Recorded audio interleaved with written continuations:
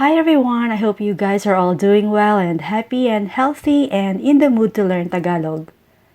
A few days ago, I asked through our Talk to Me in Tagalog community board what kind of lesson you want to see on this channel, and 43% of those who responded prefers Filipino grammar. So here you go. In this video, you will learn how to use the word magkaroon. Magkaroon. And its shortened form, MAGKA. MAGKA.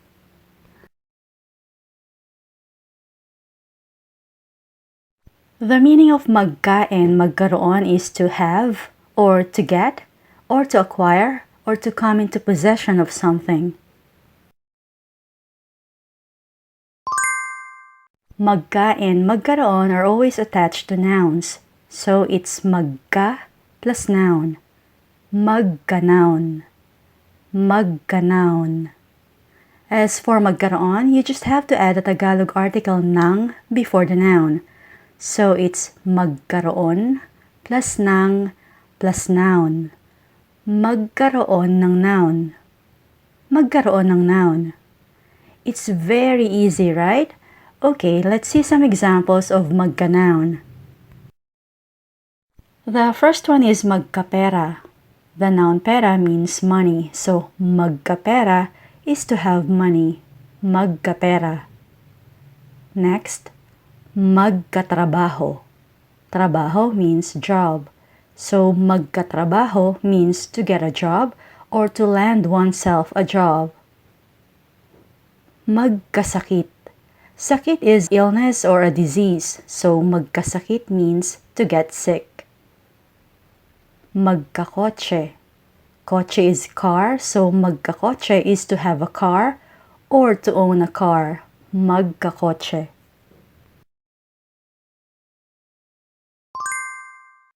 Let's use the same examples for magkaroon just to give you a clearer and better idea how these two words are used to form Tagalog phrases. Remember the rule for magkaroon? Magkaroon plus ng plus noun. Example 1. Magkaroon ng pera, which is also equivalent to magkapera. Magkaroon ng pera, to have money. Magkaroon ng trabaho, to get a job. Magkaroon ng trabaho. Next, we have magkaroon ng sakit, to get sick. Magkaroon ng sakit. Magkaroon ng kotse, to have a car. Magkaroon ng kotse.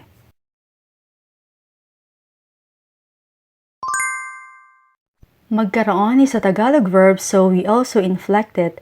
That's why it has an infinitive form, past, present, and future aspects. Infinitive form is the same as the rule that you learned a while ago. Magkaroon ng noun, to have a noun. For the past aspect, simply change M to N, so it will become nagkaroon.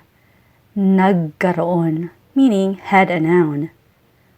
For the present aspect, just repeat the first syllable of nagkaroon, which is ka, so it will become nagkakaroon.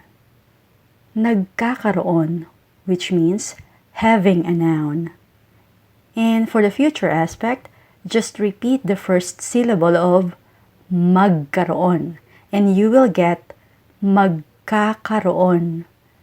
Magkakaroon, meaning will have a noun. I know it's a lot to take in right now, but you can always come back to this section if you get confused.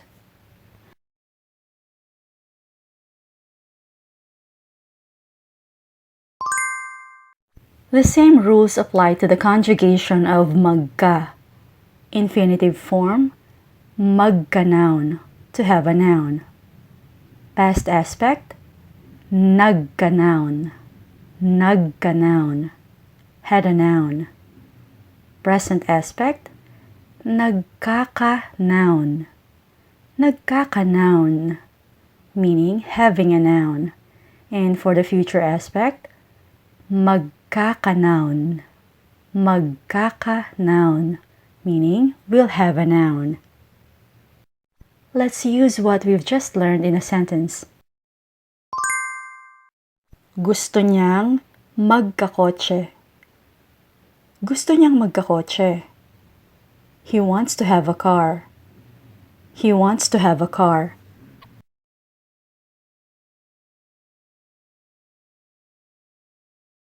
This time, let's use magkaroon. Gusto niyang magkaroon ng kotse. Gusto niyang magkaroon ng kotse. And the meaning is the same. He wants to have a car.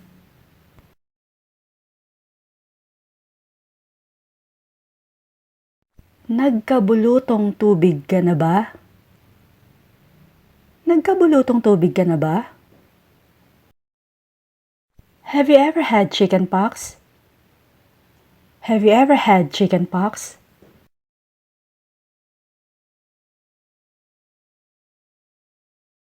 The affirmative answer to that question is, oo, nagkabulutong tubig na ako noong bata pa ako.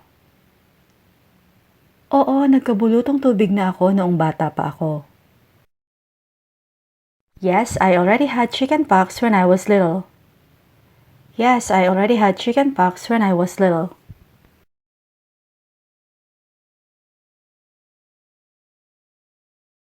But if you haven't had chicken pox before, you can say hindi. Hindi pa ako nagkabulutong tubig.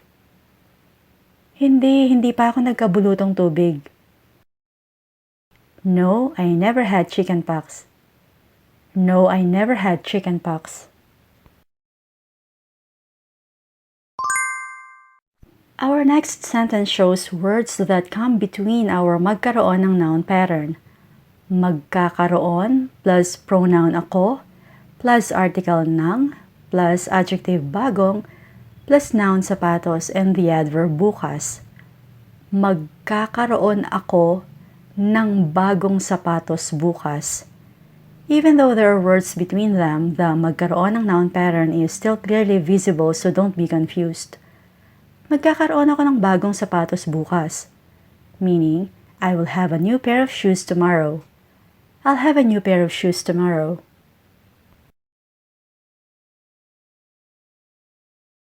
Nagkaroon sila ng anak na kambal. Nagkaroon sila ng anak na kambal, meaning they had twins. They had twins.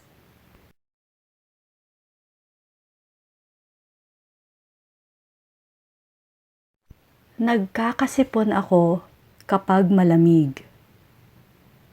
Nagkakasipon ako kapag malamig. I catch a cold when it's cold. I catch a cold when it's cold.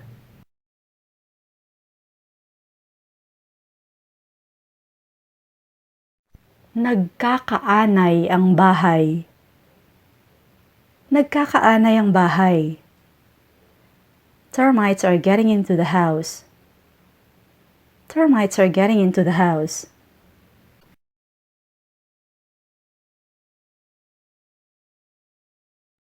Nagkasakit ka ba noong isang linggo? Nagkasakit ka ba noong isang linggo? Did you get sick last week? Did you get sick last week?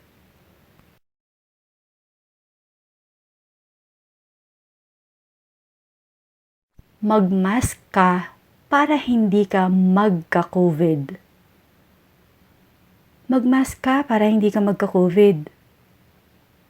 Wear a mask so you won't get COVID-19. Wear a mask so you won't get COVID-19.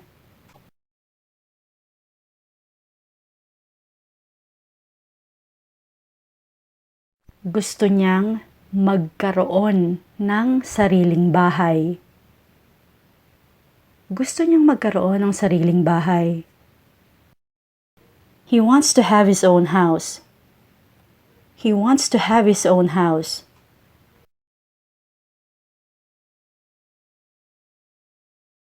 Bakit kaya hindi nagkakaroon ng bulaklak ang halaman? Bakit kaya hindi nagkakaroon ng bulaklak ang halaman? Meaning, I wonder why the plant doesn't bear flowers. I wonder why the plant doesn't bear flowers.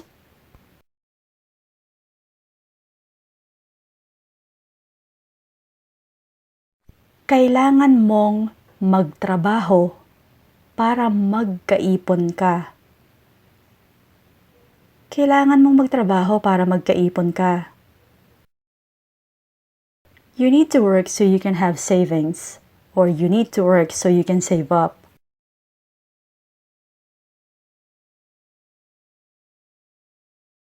Gusto mo bang magkapulseras? Gusto mo bang magkapulseras? Do you want to have a bracelet? Do you want to have a bracelet?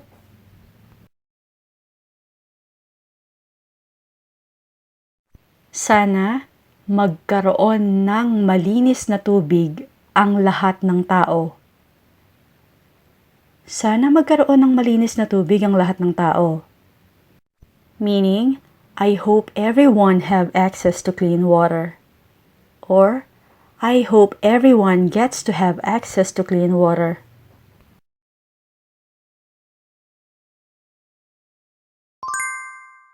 Okay, so that's everything for this lesson. Thanks very much for watching, and if you like the video, please don't forget to give it a thumbs up and subscribe to Talk to Me in Tagalog if you haven't already. Maraming salamat po!